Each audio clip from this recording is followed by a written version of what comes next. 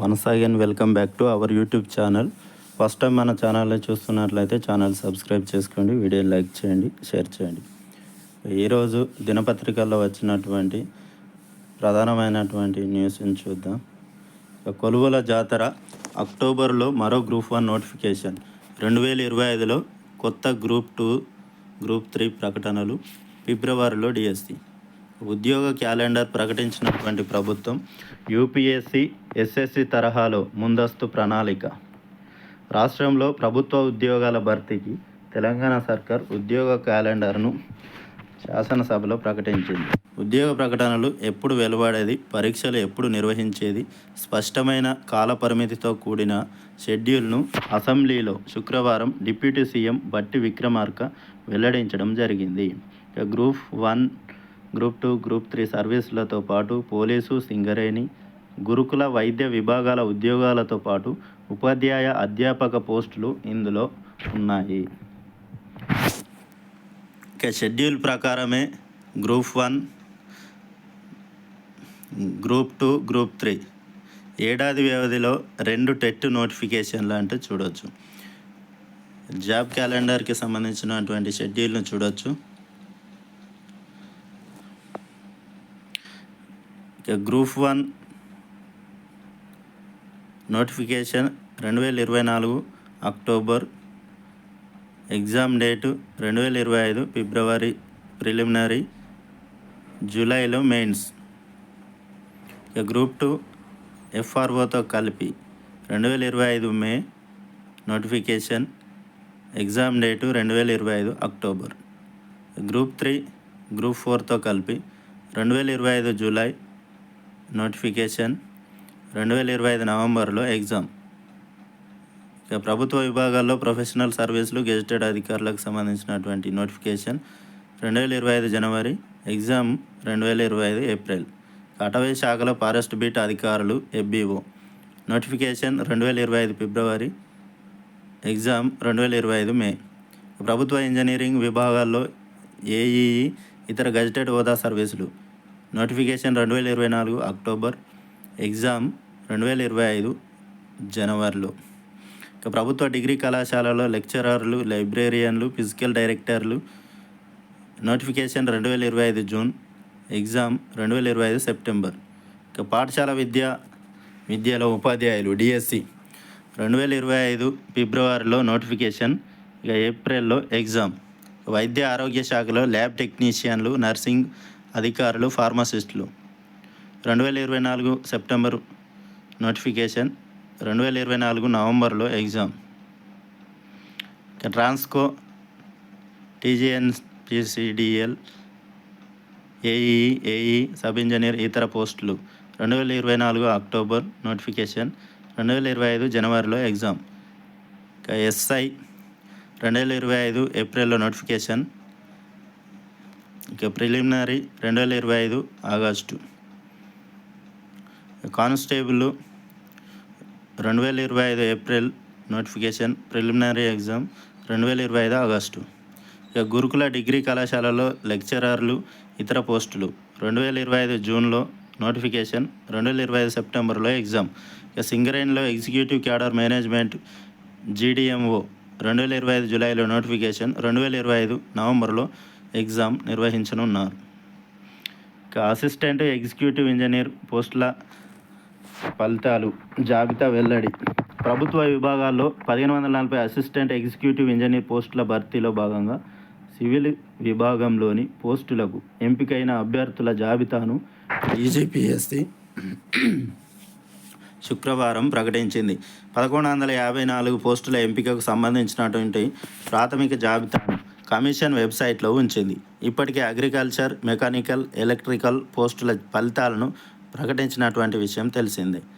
Job calendar, నిరుద్యోగులకు శుభవార్త, నోటిఫికేషన్ల వివరాలు. ఫిబ్రవరిలో డిఎస్సి నోటిఫికేషన్, ఏప్రిల్లో పరీక్షల నిర్వహణ, ఈ సెప్టెంబర్లో ల్యాబ్ టెక్నీషియన్, నర్సింగ్ ఆఫీసర్ల నియామకాలు, అక్టోబర్లో ట్రాన్స్కో ఖాళీల భర్తీ, నవంబర్లో టెట్, జనవరిలో పరీక్షలు, ఏప్రిల్లో ఎస్ఐ, పోలీస్ కానిస్టేబుళ్ళు, జూన్లో డిగ్రీ కాలేజీల్లో అధ్యాపకులు, జూలై గ్రూప్ 1, గ్రూప్ 2, గ్రూప్ 3 నోటిఫికేషన్లు.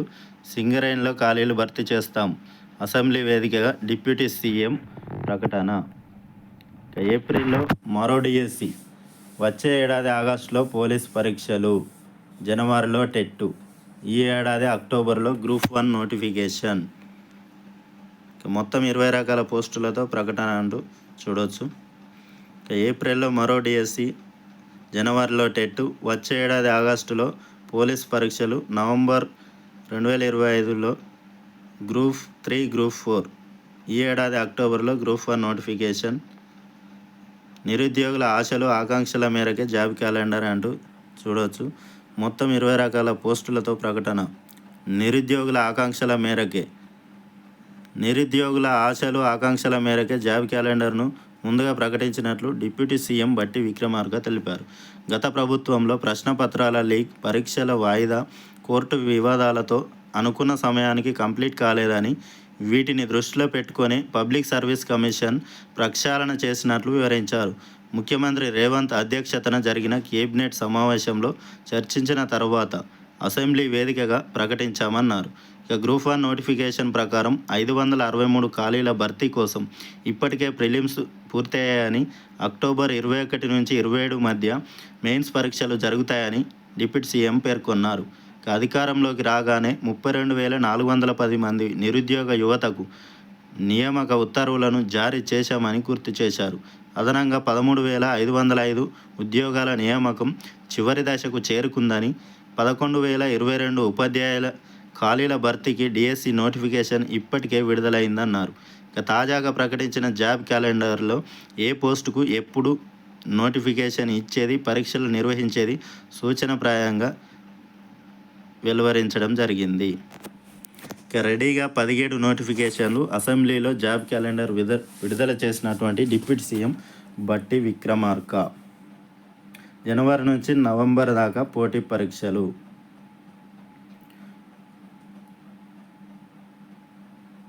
మళ్ళీ టెట్టు, డిఎస్సి పోలీస్ ఉద్యోగాలకు నోటిఫికేషన్స్. జాబ్ వైజ్గా నోటిఫికేషన్స్, పరీక్షల నిర్వహించే తేదీలు చూడొచ్చు. ఇంటర్తో సెంట్రల్లో stenographer jobs. Staff selection commission SSC దేశవ్యాప్తంగా వివిధ మంత్రిత్వ శాఖల్లో 2006 stenographer grade C, group B, non gazetted stenographer grade D, group C పోస్టుల భర్తీకి నోటిఫికేషన్ విడుదల చేసింది. ఈ పోస్టులను computer based test, skill test ఆధారంగా ఎంపిక చేస్తారు.